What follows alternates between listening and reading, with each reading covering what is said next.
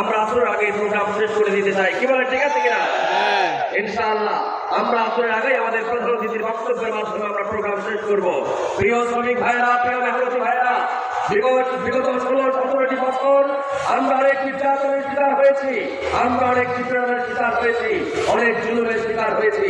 আমাদের কেন্দ্রীয় নেতৃবৃন্দকে শহীদ করা হয়েছে, আমাদের হাজার হাজার নেতৃবৃন্দকে শহীদ করা হয়েছে, আমাদের হাজার হাজার নেতা কর্মীদেরকে বঙ্গবন্ধ বরণ করতে হয়েছে।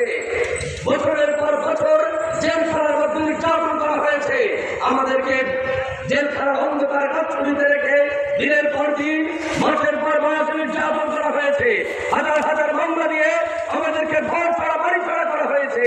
সংগ্রামী ভাইরা, আল্লাহ রাব্বুল আলামিনের ইচ্ছায়, আল্লাহর মেহেরবানিতে সেই ফ্যাসিবাদের, সেই জুলুমবাজের, সেই আওয়ামী জাহিলিয়াতের পতন ত্বরান্বিত হয়েছে সেই জুলাই গণঅভ্যুত্থানের মধ্য দিয়ে।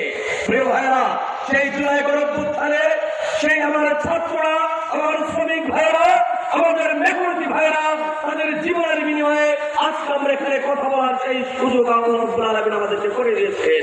আমাদের সেই জুলাই যোদ্ধা যারা জীবন দিয়েছেন, সেই আমার মেহনতি শ্রমিক রিকশাওয়ালা ঠেলাওয়ালা ভাইরা যারা জীবন দিয়েছেন, আমরা তাদের জান্নাতের সর্বোচ্চ মর্যাদা কামনা করছি। আল্লাহুম্মা আমিন। প্রিয় ভাইরা, বিগত 16-17টি বছর আমাদের ভোটাধিকার কেড়ে নেওয়া হয়েছে।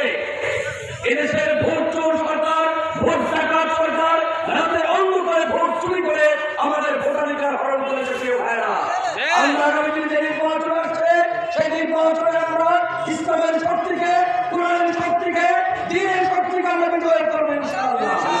প্রিয় ভাইরা, আগামী দিনে আমরা আমাদের সর্বাত্মক শক্তিকে কাজে লাগিয়ে আমাদের মায়েদের কাছে, আমাদের বোনদের কাছে, প্রতিটি বাড়িতে, প্রতিটি ঘরে ঘরে আমরা আমাদের ইসলামের দাওয়াত, কোরআনের দাওয়াত পৌঁছে দেব ইনশাআল্লাহ। প্রতিটি ঘরে ঘরে আমরা ইসলামের দাওয়াতকে পৌঁছে দেওয়ার মাধ্যমে আগামী দিনে এই সমাজ থেকে সকল প্রকার জুলুম, নির্যাতন, অন্যায়, অত্যাচার সমস্ত কিছুকে দূরীভূত করে সেখানে ন্যায় এবং ইনসাফের একটি সমাজ প্রতিষ্ঠিত করবে ইনশাআল্লাহ। আজকের আমাদের এই সমাজ নানা প্রকার অন্যায়, অত্যাচার, জুলুম, নির্যাতন ছায়া হয়ে গেছে।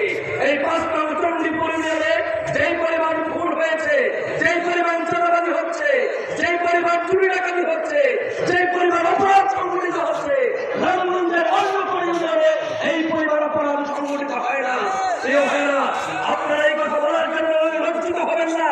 আজকে আমরা রামগঞ্জবাসী হিসেবে আমরা লজ্জিত যে আমাদের রামগঞ্জের মতো জায়গার মধ্যে এই ধরনের হত্যাকাণ্ড সংঘটিত হচ্ছে, রামগঞ্জের মতো জায়গার মধ্যে এই ধরনের চুরি ডাকাতি, খুন খারাপি, রাহাজানি, মাদকের আন্দোলন পরিণত হয়েছে এই সমাজটা।